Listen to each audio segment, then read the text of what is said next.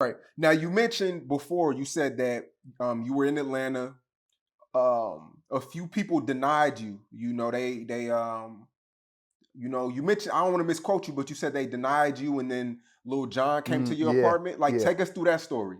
So basically, when I started Gangsta Grills, it was pretty much just like a regular mixtape series. It was my South series at the time, but it was a compilation of the hottest songs out, just like most mixtapes at that time. And the trend or the popularity of getting people to host your mixtapes was becoming a thing up north.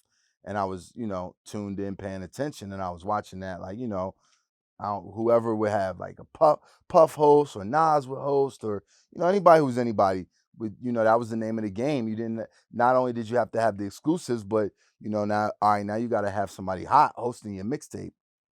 So Hmm. I was kind of, I was just kind of through maneuvering in the city, I was thinking of various people that I could pretty much ask to host the tape. And I came up with a list of, I think it was like 3 names and what have you. And there were like, two people on the list who, you know, politely told me no, though. I mean, one of them felt like it was a conflict of interest. I could say I ain't tripping. I mean, it's my guy, but Baby D was one of them. Okay. And Baby D was also a rapper who was signed to Big Records, who Okay. also had like DJ Jelly and DJ Monte, who were like them niggas. Them niggas ran the game before I did when it came to Atlanta and South and the mixtapes and everything. So I asked Baby D to host it, and he respectfully declined in the sense of, I guess he felt like it was a conflict at the time. And How then did you take that?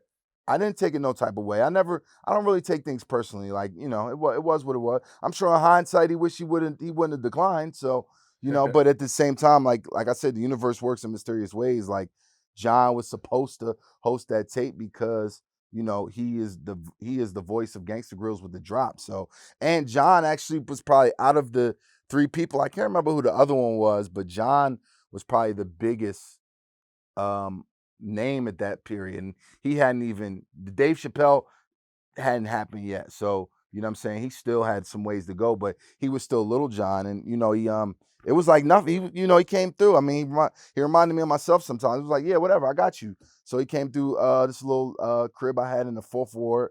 And I used to make everybody take their shoes off and everything. And I literally, like, that was he was the first host of Gangsta Grills, and that was hence how the legendary drop was born.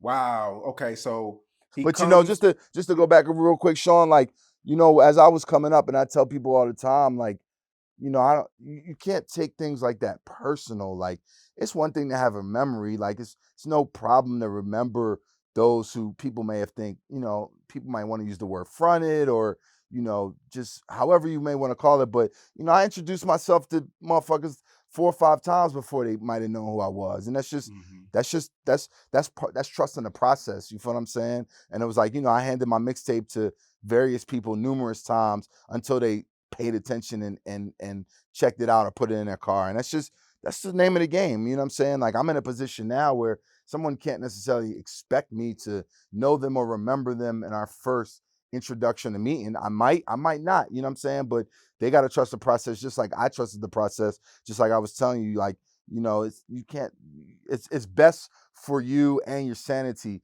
to not take things personal on your journey through this, through the game.